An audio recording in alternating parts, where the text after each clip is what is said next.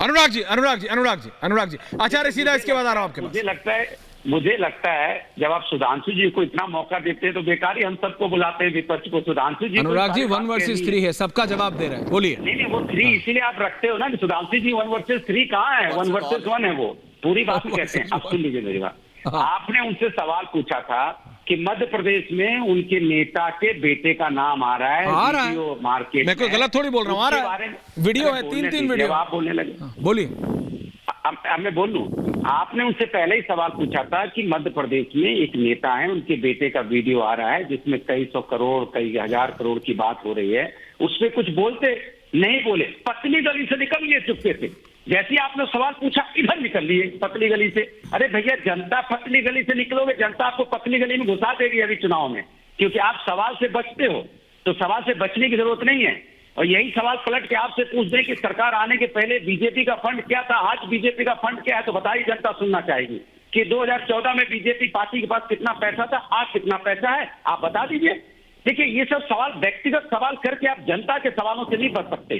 जनता आपसे सवाल पूछ रही है कि जैसे ही चुनाव शुरू होता है तो आप चुनाव में जनता के मुद्दों पे क्यों नहीं बोलने से बचते हो। जनता के मुद्दे क्या है आप भी जानते हो, जो आप डरते हो क्योंकि आपकी पार्टी का डर आपको लगता है। जनता के मुद्दे तो आप जानते ही ना, जनता के मुद्दे क्या है। जनता के मुद्दे एकदम साफ है, किसान, महिला समस्या, महंगाई, बेरोजगारी। आप बोलने से बचते क्यों?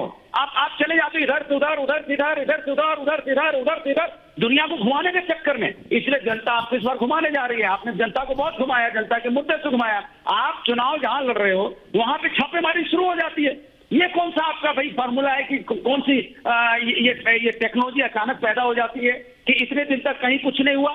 एक अगर कोई व्यक्ति कहीं से कुछ बोलता है तो उसमें ईडी सीबीआई भेज जाती है, दूसरा वीडियो जारी होता है तो उसके ऊपर में कोई नहीं है। इसके मतलब कहीं तो कुछ है, कहीं कोई बात तो है। संशय लोगों के मन में है, लेकिन आप संशय दूर नहीं करना चाहते। आप 2014 में भी जो भाषण दे रहे थे सुधांशु जी, आज भी आप वही बोल रहे हो। अच्छा? आपका अगर पुराना रिकॉर्ड उठा लिया जाए आपके नेताओं का, जो 2014 के पहले आप जो बोल रहे थे, भ्रष्टाचार, परिवारवाद, ये देश आगे ले जाना है, देश पीछे चला गया है, किसान परेशान है, महंगाई की मार है, बेरोजगारी। अरे भैया, उसमें से कुछ तो आपने रख लिए। भ्रष्टाचार की बात आप कर रहे हो अभी, लेकिन महंगाई की नहीं बोलते आप, बेरोजगारी पे नहीं बोलोगे, लेकिन आप बोलोगे सरकार है, परिवारवाद पे बोलोगे, लेकिन खुद तो येदियुरप्पा के बेटे को आप प्रदेश अध्यक्ष बना दोगे, वो परिवारवाद में नहीं आएगा।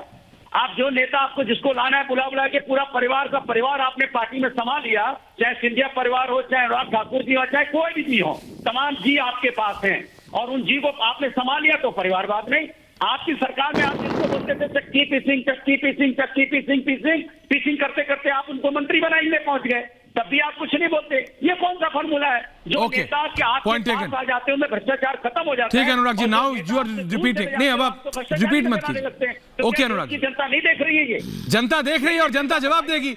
मध्य प्रदेश में आप इलेक्शन लड़ रहे हैं, समाजवादी पार्टी इलेक्शन लड़ा, अखिलेश यादव खुद कैंपेन कर रहे हैं, देखेंगे जनता जवाब देगी।